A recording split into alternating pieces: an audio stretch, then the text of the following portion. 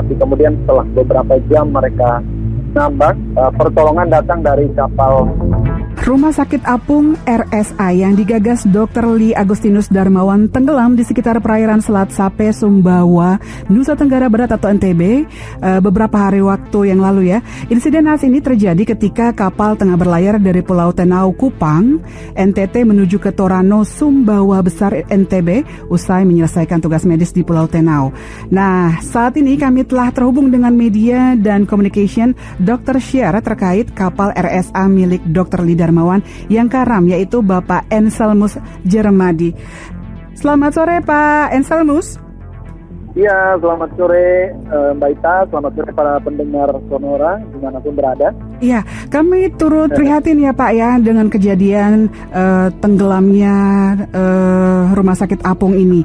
Mungkin bisa dijelaskan Pak Enselmus, bagaimana kronologis kejadian musibah tenggelamnya RSA ini? Oh iya, terima kasih Mbak Ita dan para pendengar sekalian dimanapun berada.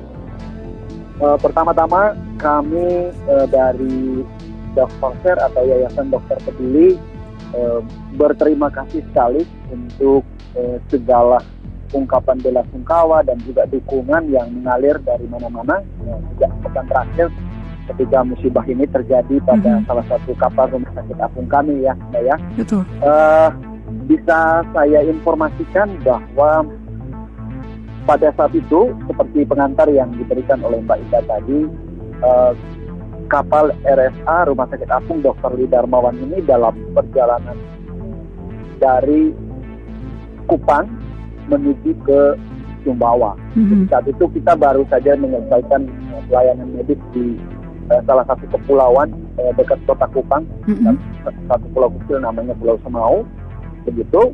Nah, berangkat dari Kupang itu tanggal 15, Pak. Kemudian setelah berlayar 1,5 hari itu tanggal 16 diperkirakan pukul 14 siang waktu Indonesia Tengah, gitu ya. Musibah itu terjadi di sekitar Selat Sape. Selat Sape itu adalah laut antara Pulau Flores, khususnya Flores Barat, Labuan Bajo dengan Pulau Sumbawa Besar. Oke. Di sana gitu, kemudian yang mengakibatkan kapal kita karam dan syukur alhamdulillah puji Tuhan ke-6 orang ABK kami berhasil selamat gitu ya. Jadi saat itu ada 6 orang ya yang berada di dalam kapal gitu ya Pak ya? Betul, ada 6 orang termasuk kapten. Mereka di saat awal mereka sangat tertolong oleh skoci yang berada di atas kapal tersebut. Itu, tapi kemudian setelah beberapa jam mereka ngambang, pertolongan datang dari kapal penumpang KM Niki Sejahtera. Nah, sekaligus juga Mbak Niki ya, Mbak Ita, pada kesempatan ini sekali lagi kami di Dr. Fair mengucapkan terima kasih pada kru kapal atau mungkin manajemen Niki Sejahtera yang sudah membantu menolong mengevakuasi kru kapal kami sehingga mereka kemudian tiba dengan selamat di Surabaya. Melakukan penyelamatan pertama lah ya Pak ya? Betul sekali. Nah, ini dugaan kapal tenggelam kenapa nih Pak kira-kira? Sejauh ini proses penyelidikan sedang berlangsung ya oleh pihak berwajib dan kami dari Dr. Fair dalam posisi kooperatif, artinya informasi yang dibutuhkan oleh pihak berwajib pasti kita kasih dan kami menunggu Mbak Ita seperti apa kira-kira persis kejadian yang terjadi pada kapal kami ini. Seperti ABK kami sendiri saat ini sudah dimintai keterangan gitu, mendengarkan pendapat begitu dengan baik dengan pihak berwajib maupun dengan manajemen.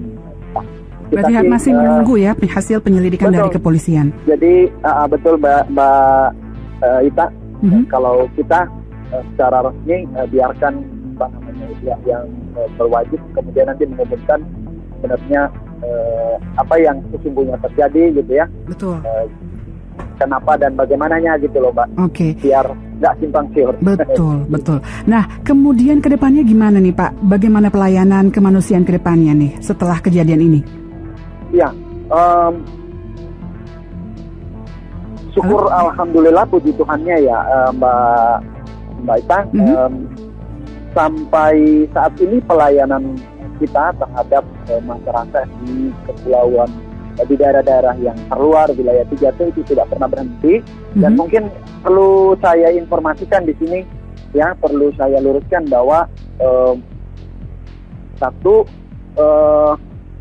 kapal Rumah Sakit Apung Dr. Lee Darmawan yang mengalami musibah karam itu adalah salah satu saja sebenarnya dari kapal yang dimiliki oleh Yayasan Dokter Peduli atau Dokter Ser, Mbak Ita. Oh, ada berapa totalnya, Pak?